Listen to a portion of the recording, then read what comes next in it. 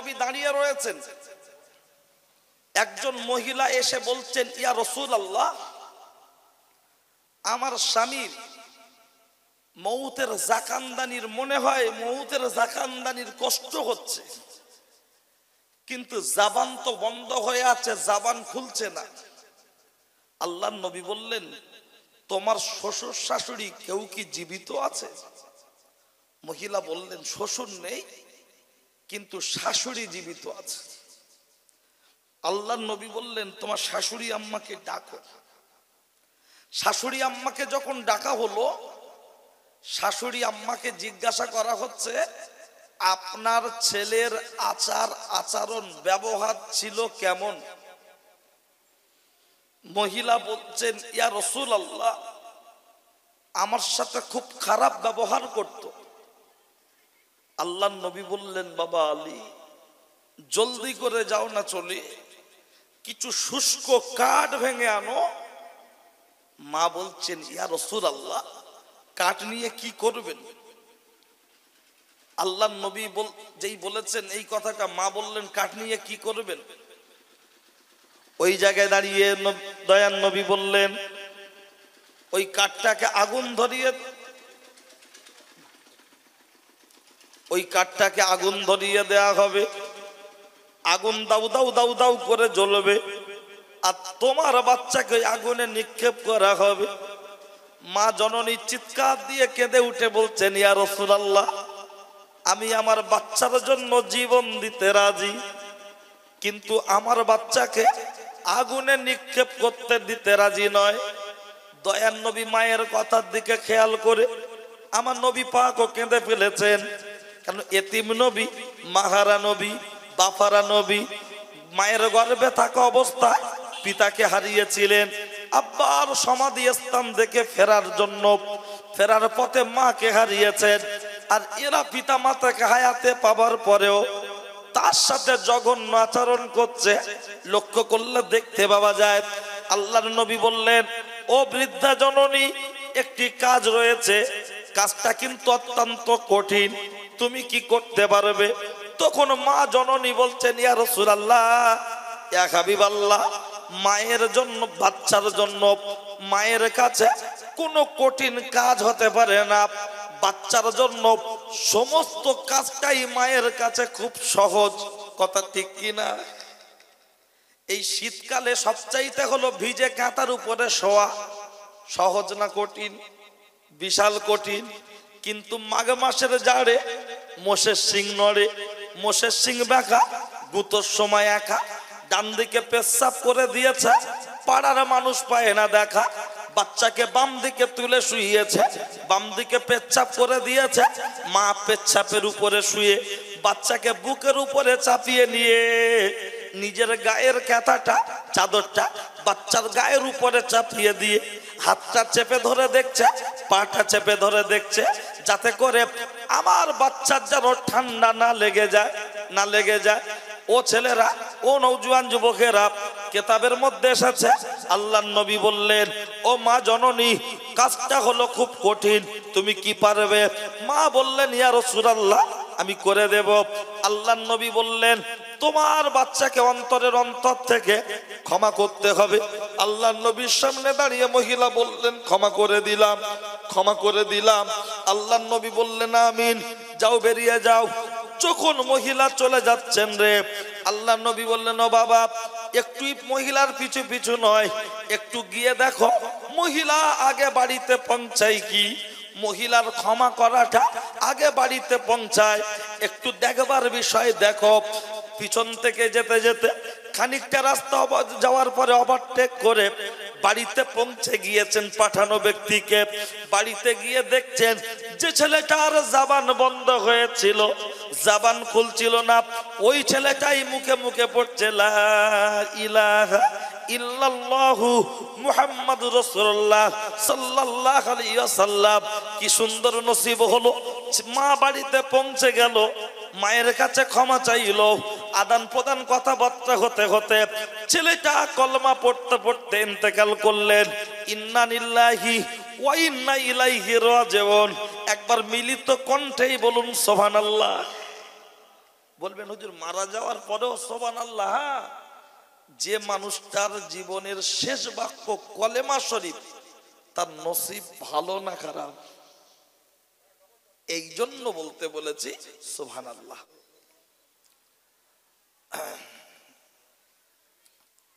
আল্লাহ, আমি বক্তব্য শুরুর আগে কিছু কথা একটু প্রাসঙ্গিক বলে দিই। যেহেতু ইতিপূর্বে আমার বক্তব্য আপনারা সরাসরি কবে শুনেছেন আমি জানি না, তবে পানশিলা বলুন, পটুরিয়া বলুন, আশেপাশে একাধিক জায়গায় কম বেশি আসা হয়েছে হয়। আমার কথাবার্তা একটু ব্যাঁকা ব্যাঁকাই থাকে, নিমডাড়িয়া এদিকেও সব আসা হয়। তো আমার কথা সবার ভালো লাগবে না। ভালো না লাগার কারণ হলো, চিনি খুব ভালো জিনিস, রসগোল্লা আরো ভালো। সুগার রোগীর ভালো লাগে বাবা? লোভ লাগে কিন্তু খেতে পারে না। তো রসগোল্লা যদি ভালো, লোভের লাগার পরেও যদি না খেতে পারে, আমার কথা দামি কথা হলেও তার যে ভালো লাগবে এটা ঠিক বলা যায় না। তাই আমার বক্তব্য এই ইউটিউবার যারা আছে ওরা তো রেকর্ড করছে ওদের জন্য। যুবক ভাই যারা আছো, প্রয়োজনে তোমরাও মোবাইলে রেকর্ডিং করো, পরে শুনতে হবে না। এখন যতক্ষণ আমি বলবো, আমার কথা যদি মনে হয় যে ভুল টুল বলছি, একটু উঠে বলবে যে ভাই এই কথাটা ভুল হচ্ছে, চেষ্টা করব ভুলটাকে সংশোধন করার। আর যদি মনে হয় যে সাদ্দাম হোসেন যেটা বলছে কথাটা ঠিক আছে, তাহলে মেনে নেবেন। কারণ আমরা মৌলী সাহেব তো, আমার কাছে সব কথা ওদের খারাপ লাগে, কিন্তু ওর ভাইরা ভাই, ওর শালি যা বলে সব ঠিক। ওই জন্য একটু রেকর্ডিং করতে বলছি। যাদের বাড়ি কুটুম এসেছে, প্রথম ভালোভাবে বলছি, খাইয়ে দাও। খাইয়ে দিয়ে খাওয়ানোর দায়িত্বটাও যেমন তোমার, তাকে জলসায় আসার জন্য বলার দায়িত্বটাও তোমার। যদি খাইয়ে শুধু শুইয়ে রাখো, এর পরের ডোজ আছে আমি দেবো, তখন যেন তোমার আত্মসম্মানে না লাগে। কারণ কিছু ছেঁচড়া কুটুম আছে, তাদের ভালোভাবে বললে হয় না।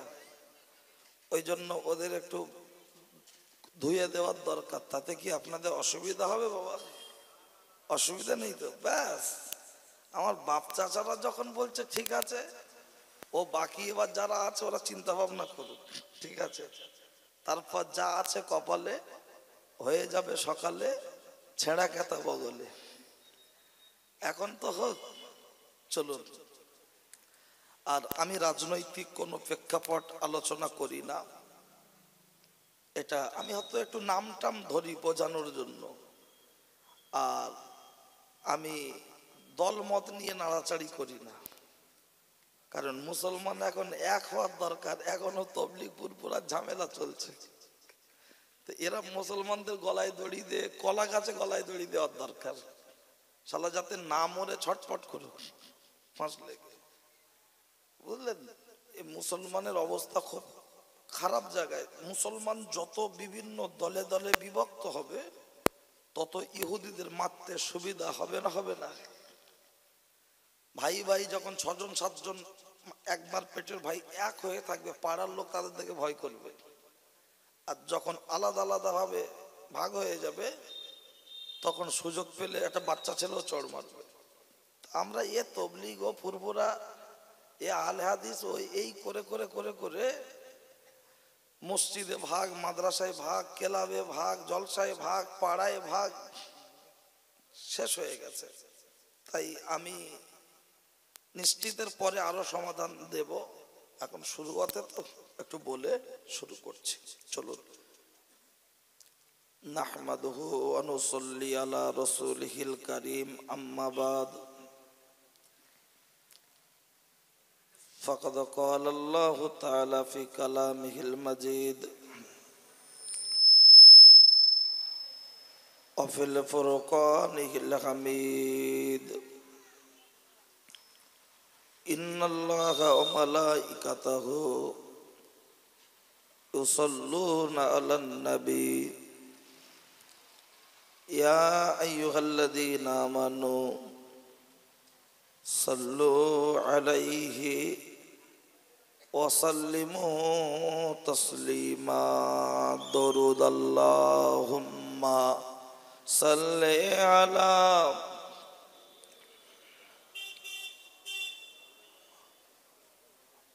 ওয়া আলা আলি সাইয়্যিদিনা মাওলানা মুহাম্মদ সাল্লাল্লাহু আলাইহি ওয়াসাল্লাম।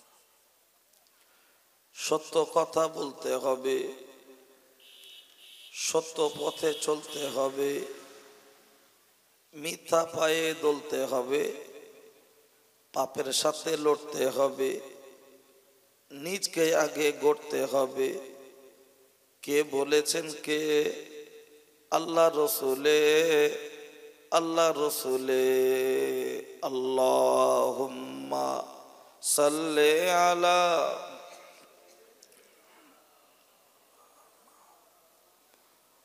ওয়া আলা আলি সাইয়্যিদিনা মাওলানা মুহাম্মদ সাল্লাল্লাহু আলাইহি ওয়াসাল্লাম। আলহামদুলিল্লাহ আল্লাযী আনআমা আলাইনা ওয়া হাদানা ইলা দীনিল ইসলাম। উপস্থিত আজকের জলসার সুনামধন্য মহামান্য সুযোগ্য সভাপতি সাহেব, আমন্ত্রিত ওলামা হযরতগণ, বিদায়ী বক্তা,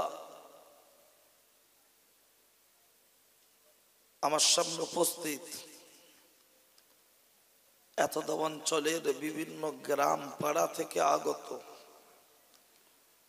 নামাজি পরেজগার আল্লাহওয়ালা মুরব্বী বাবাজিরা, সমবয়সী নওজোয়ান তরুণ বন্ধুরা, স্নেহের ছোট্ট ছোট্ট মাসুম বাচ্চারা, পর্দার অন্তর আড়ালে ওয়াজ শোনার নিয়ত করে বসে গল্প করা মা ও বোনেরা, সকলকে জানাই আন্তরিক শ্রদ্ধা, অভিনন্দন, ভক্তি, ভালোবাসা, মোবারকবাদ। আমি যে সময় মাইকে মুখ দিয়েছি, এই সময় একদল মানুষ আছে রাস্তায়, আর একদল মানুষ আছে শয়তানি ধান্দায়। কেউ আছে গাড়িতে, আবার কেউ আছে বাড়িতে, কেউ আছে বাড়ির খাটে, কেউ আছে গোলা বাড়ির হাটে। আমরা কিছু মানুষ বসেছি জলসার মাঠে। আমার আল্লাহ আমাদেরকে ওই সমস্ত মানুষদের মধ্যে হতে বাছাই করে, ছাঁটাই করে সুস্থ শরীরে জীবিত অবস্থায় এই বেহেশতের বাগানে বসিয়েছেন। এর জন্য শুকরিয়া স্বরূপ বলি আলহামদুলিল্লাহ। তারপরে পরেই যে ব্যক্তিকে লক্ষ্য করে সৃষ্টি জগতের শুভ সূচনা, ওই ব্যক্তিটাকে বলা যেতে পারে সৃষ্টি জগতের সভাপতি, মক্কার জ্যোতি, মা মিনার বাতি, মরুদুলাল নবী মুহাম্মদ রাসূলুল্লাহর প্রতি অসংখ্য দরুদ ও সালাম বর্ষিত হোক। সকলেই বলি সাল্লাল্লাহু আলাইহি ওয়াসাল্লাম। পর কথা,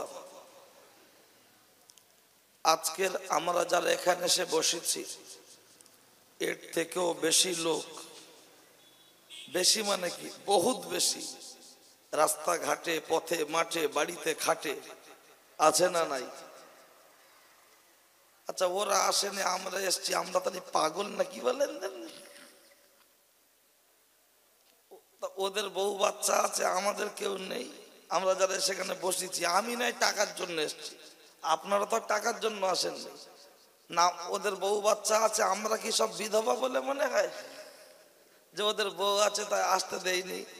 আর আমার কেউ নেই তাই বসে আছে। আসলে ব্যাপারটা ওটা নয়। যুবক ছেলেরা দেখবেন সময় পেলে খেলছে ফ্রি ফায়ার, বলছে মারো গিয়া, খেলছে পাবজি, বলতে পারে না নাম বিশ্ব নবীজি। আর আমার বাপ চাচারা করছে কাজ, সময় পেলে পড়ছে নামাজ, হতে চাইছে নামাজি। ঠিক কিনা বাবাজি? লোক দুটো টাকা জোগাড় করতে পারলে কেউ দেখবেন কুকুরের গু খায়, অফিসার চয়েস, সুপার ডিলাক্স কাঁচের বোতল দামি দামি বাগানে পড়ে থাকে, দেখেন না? আবার কেউ দুটো টাকা জোগাড় করতে পারলে একটু দুধ কিনে খায়, ঘি কিনে খায়, আপেল কিনে খায়। ওরা সময় পেয়েছে আজকে শ্বশুর বাড়ি এসে জম্মের গেলা গিলছে। ওরা সময় পেয়েছে কুটুম বাড়ি এসে মরণ খাওয়া খাচ্ছে। আর আমরাও সময় পেয়েছি খাওয়া 365 দিনের মধ্যে 64 দিন করা যাবে। অন্তত এই সভাটা প্রতিদিন হয় না, হয়তো বছরে একবার। কথা ঠিক কিনা? একটু হাজিরা। এবার কেউ যদি বলেন আশেপাশে সব জায়গায় হচ্ছে, কত আর সময় দেবো? ও আব্বা, সারাদিনে 3 বার খাচ্ছেন, এখনো গেলার জন্য ছটফট কেন?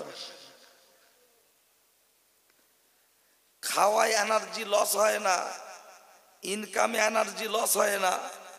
আপনি আমি আমরা কি জান্নাতের সার্টিফিকেট পেয়ে গেছি যে দিনের মজলিসে বসাতে এনার্জি লস হবে? বলেন না। তাই বললি হয়? তা কি বললি হয় আমি দেখছি, হ্যাঁ, একটু সময় যাক। ভাই ও বাবাজি, এখন এই আমরা যারা এখানে এসে বসেছি, বসবেন কেন? এক কথা বলবেন সওয়াব হয়, গুনাহ হয়, সওয়াব হয়। যেটাই হয়, অ্যাকাউন্টে টাকা ঢুকলো কিংবা কাটলো, এটা বুঝতে গেলে ব্যাংকের বইটা আপডেট করতে হয়। আপনার আমার আমলনামায় সওয়াব ঢুকছে কি গুনাহ ঢুকছে, এটাকে বোঝার জন্য আপডেট করতে হবে। কিন্তু আপডেট করার জন্য ব্যাংকের ঠিকানাটা কোথায়? বাঁশবাগান, 3 ফুট জায়গা, বিনা খুঁটিতে ডাইরেক্ট ছাদ ঢালাই, যার নাম হলো কবর, এটা হলো ব্যাংক।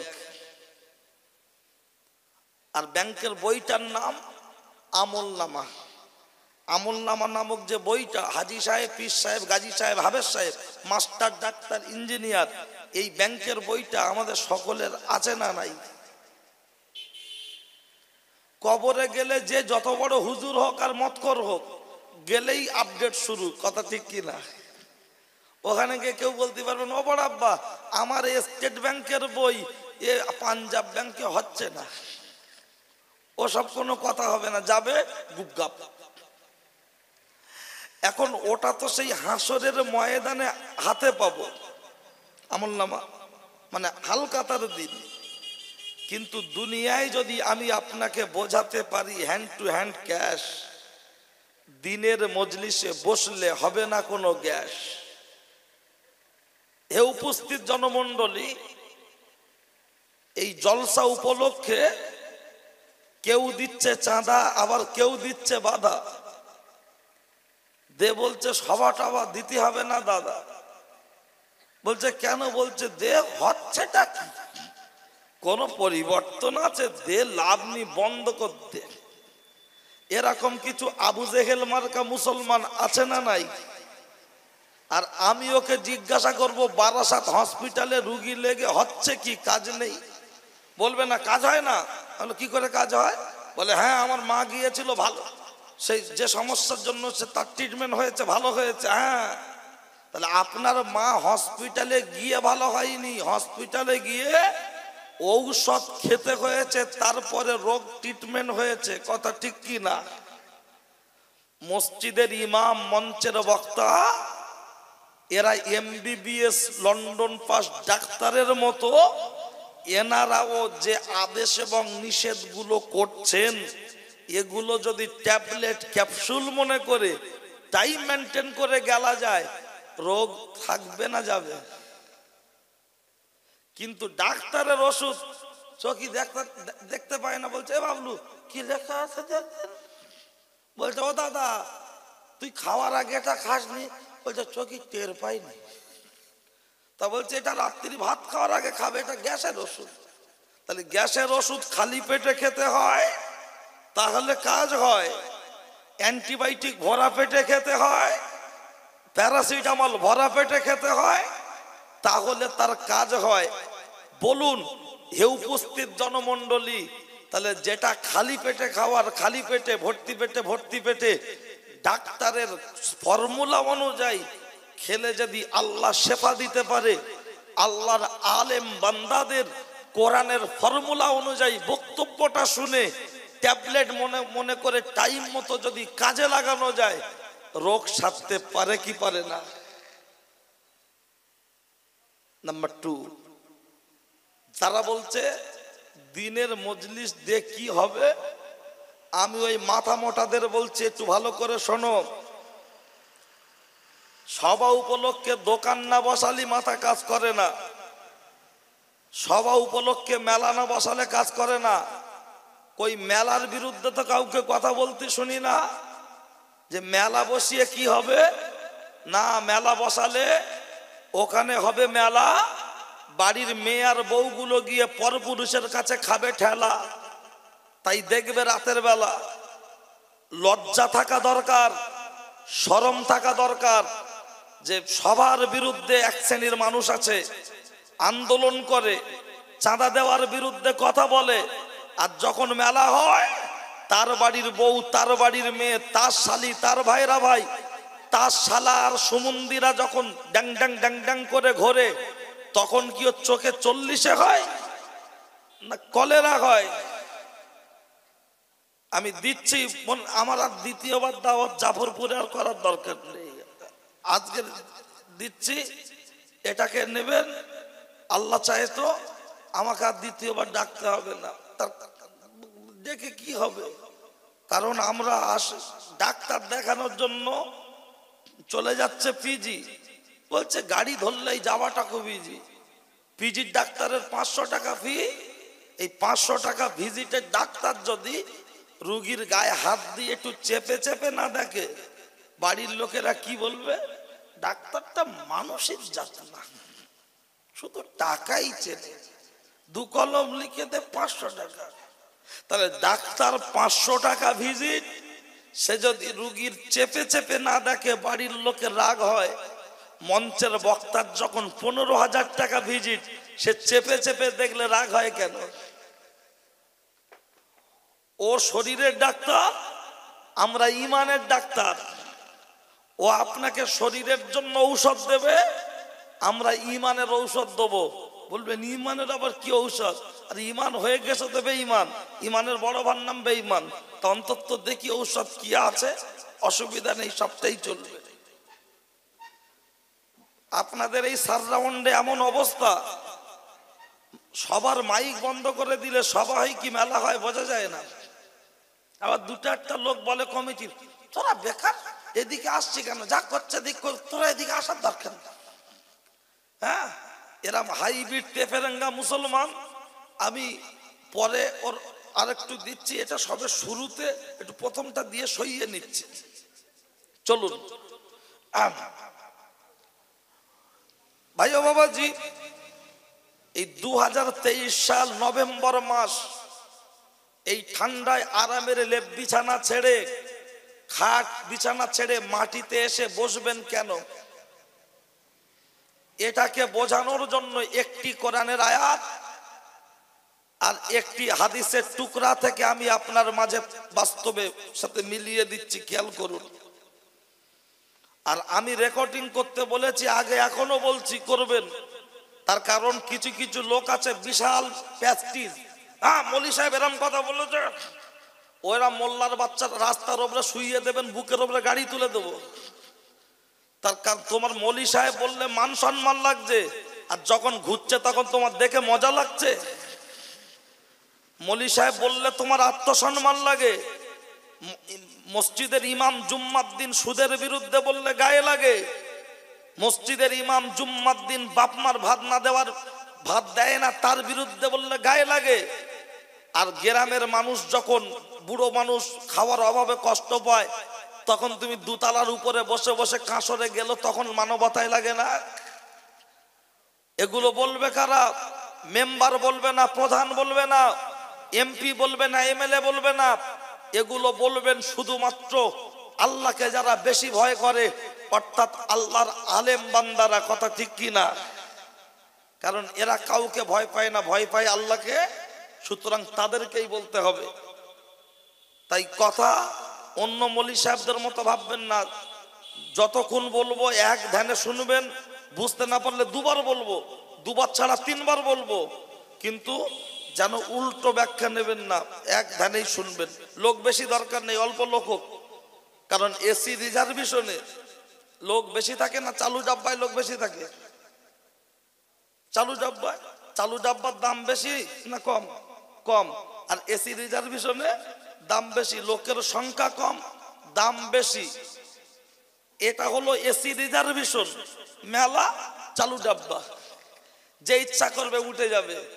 আর এখানে লোকের সংখ্যা কম, এর মূল্য বেশি, 8 থেকে 80, ঝি থেকে 84।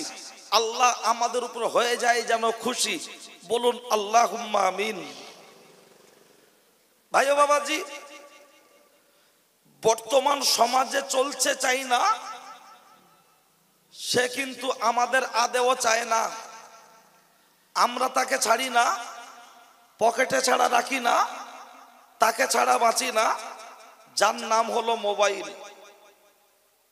এই মোবাইল যে কি জিনিস, মুসলমানের ইমানটা করে দিচ্ছে ফিনিশ, মানে শেষ। কেমন? এই মুরব্বী বাপ চাচাদের জিজ্ঞাসা করুন, মানুষের এলাকায় যখন অত্যন্ত অভাব ছিল, মানুষ বাড়িতে ইটের পাঁচিল দিতে পারতো না 30-40 বছর আগে, কিন্তু মাটির একটা বাউন্ডারি পাঁচিল বাড়ির সামনে থাকতো কি থাকতো না? আর ওই পাঁচিলের উপরে এরকম করে একটা ছাউনি করা থাকতো না?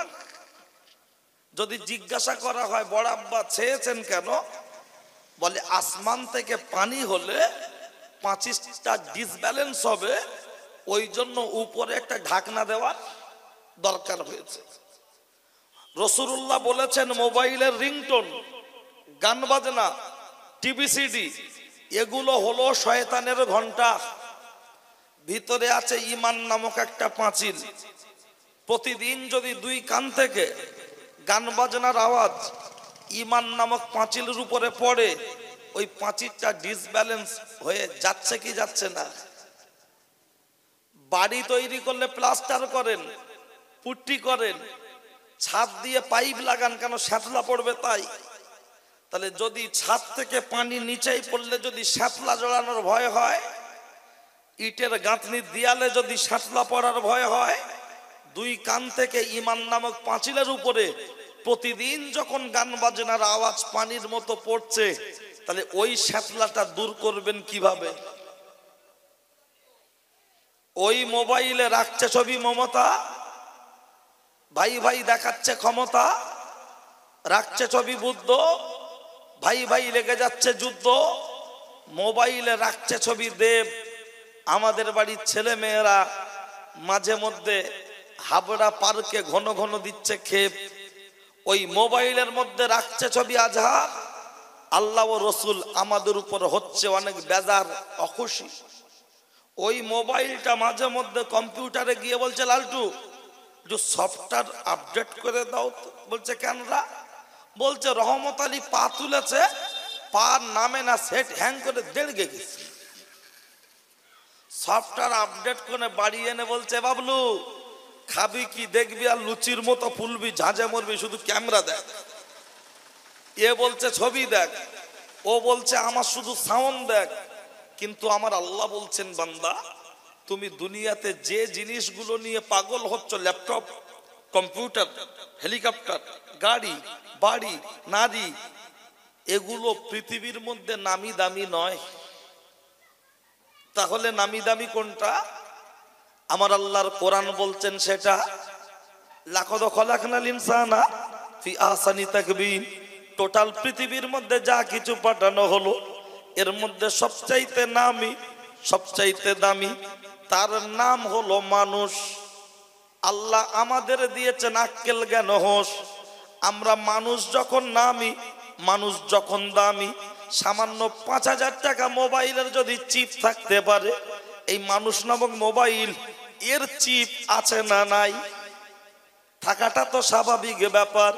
শুধু যদি বলি আছে, মানুষ বলবে তারকেশ্বর বাগবাড়ির মরহুম মাওলানা আমজাদ হোসেন সাহেব, উনি ছিলেন বিখ্যাত বক্তা, জলসা করতেন এই নগর উখড়ার মোড়ে হাবড়ায়। আমজাদ হোসেনের ছেলে আমজাদ হোসেন মারা গেছে, ভালো বক্তা ছিল। আর তার ছেলে সাদ্দাম হোসেন এসে ওয়াজ করেছে, অল্প হয়ে গেছে গল্প। তার জন্য এখন বলবো হাদিস, আগে বলেছি কোরআন। অবশ্যই প্রমাণটা নিয়ে নেন। ও মা, চাচি, খালা, শুনছো রাতের বেলা, একটু পরে কানটা করবে ঝালাপালা, তৈরি থাকো খালা।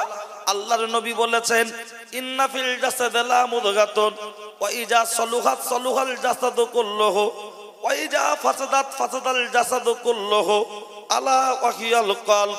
মানব দেহের মধ্যে এক টুকরো গোস্তের পিণ্ড আছে, যেটার নাম হলো হৃৎপিণ্ড, আছে না নাই? ওইটার নাম হলো কল, ওইটার নাম হলো চিপ। ওইটা যার হবে কালো, তার তামাম জীবনটা বরবাদ হয়ে গেল। ওইটা যার হবে কালো, কুটুম বাড়ি গিলে শুয়ে থাকবে বলো। ওইটা যার হবে কালো, জলসার দিনে বড় বা শালির পিছনে ব্যস্ত থাকবে বলো।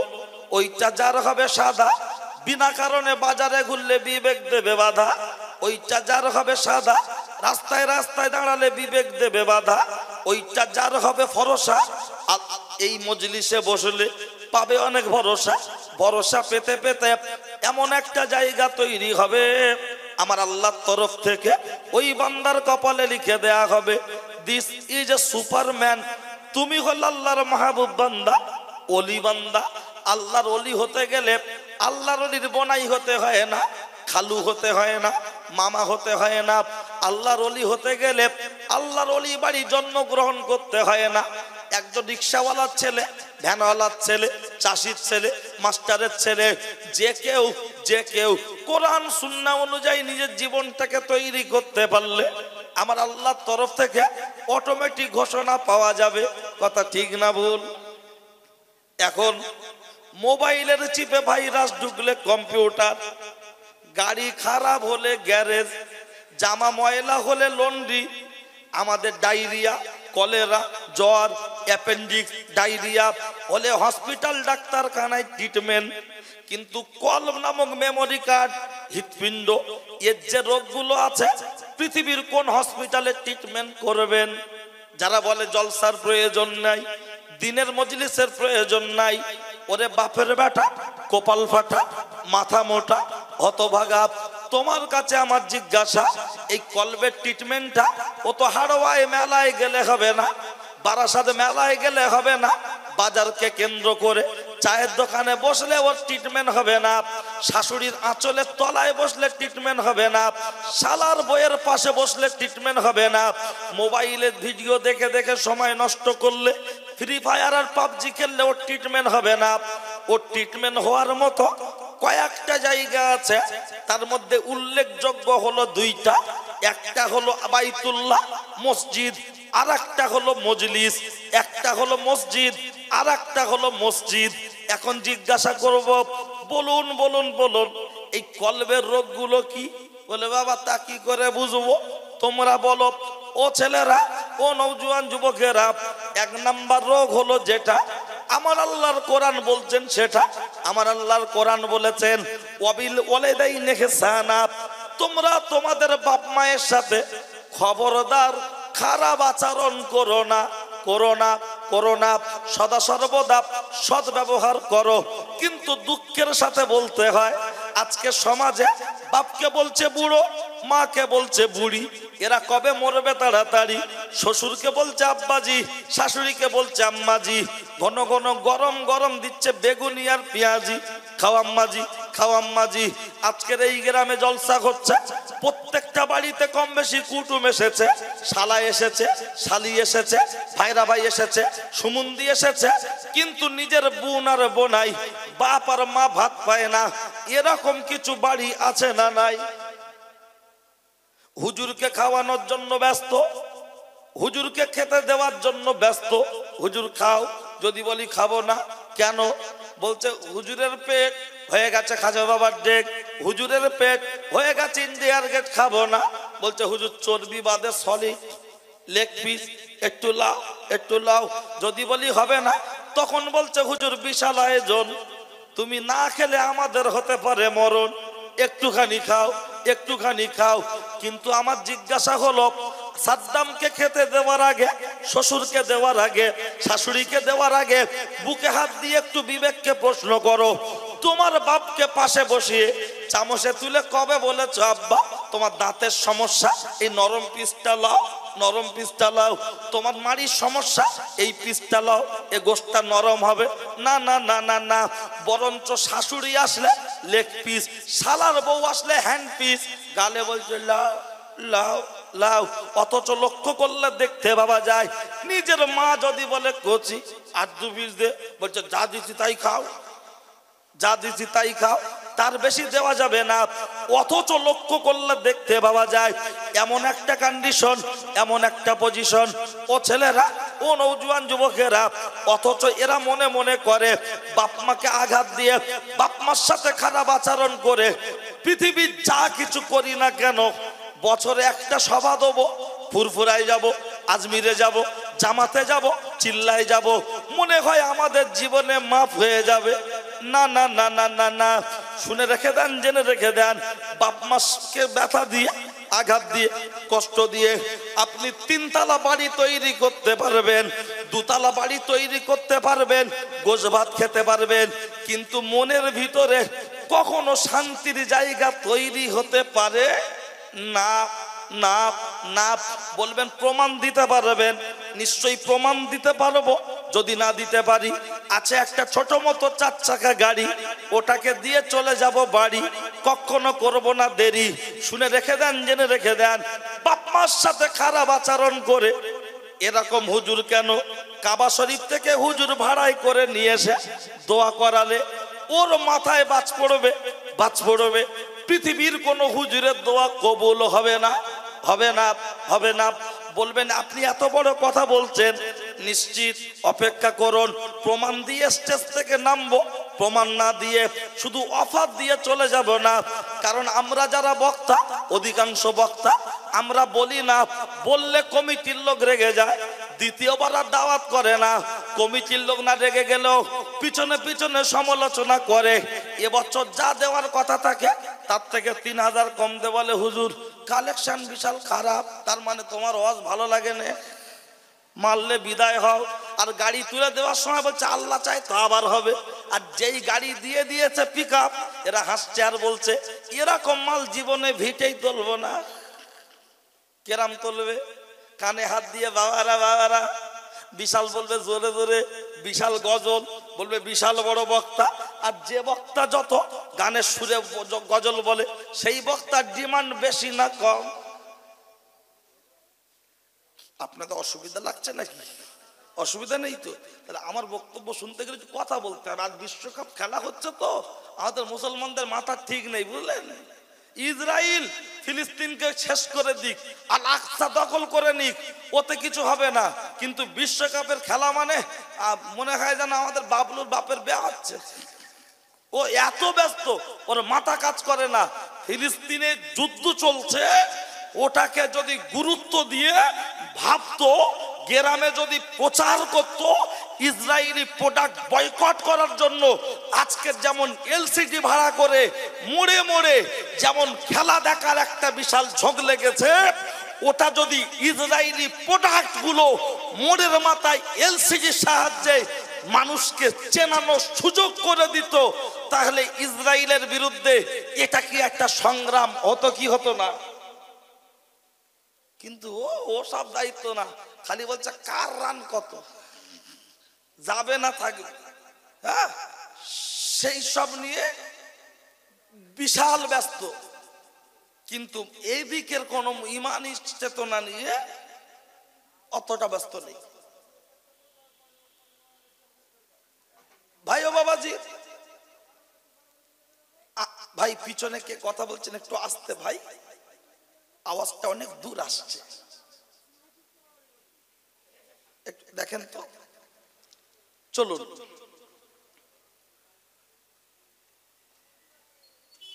ভাই ও বাবাজি, আমি আপনার মাঝে যে কথা রাখছি, যেখানে কোরআন স্পষ্ট বলেছে তোমরা তোমাদের পিতা মাতার সাথে অসৎ আচরণ করো না, সেখানে সুন্দর বাড়ি করে দেয়ালের মাথায় লিখে রেখে দিচ্ছে পিতা মাতার আশীর্বাদ, ওই বাড়িতে সব কিছুই পাইবেন, বুড়ো আর বুড়ি বাদ। এই যদি কন্ডিশন হয়, আর আমাদের মতো হুজুরের কাছ থেকে যদি তাবিজ নিয়ে মনে করে বাড়ি রহমত বরকত লব, এ মূর্খের স্বর্গে বাস করা সমান। আমি যখন বলেছি যে হুজুরের দোয়া কবুল হবে না, আমাকে প্রমাণ দিতে হবে, তা আগে প্রমাণ একটা উপস্থাপন করি, তারপরে অন্য কথা। খেয়াল করুন, কিতাবের মধ্যে এসেছে রিদওয়াল্লাহি রিদওয়াল ওয়ালিদাইন ওয়া সাকাতুল্লাহি ফি সাকাতিল ওয়ালিদাইন। হাদিস শরীফ এসেছে লানাল্লাহু মান সাব্বা আবাহু লানাল্লাহু মান সাব্বা উম্মুহু। আমি হাদিসের ছোট দুটো টুকরা দু জায়গা থেকে বললাম। হে উপস্থিত জনমণ্ডলী, রাসূল বলেছেন যার ব্যবহারে তার পিতামাতা খুশি, তার উপর আমার আল্লাহ খুশি। যার পিতামাতাকে যারা গালি দেবে, তাদের উপরে আল্লাহ লানত বর্ষণ হবে। এই দুটো কথাকে মাথায় রেখে একটা ধাপা গান।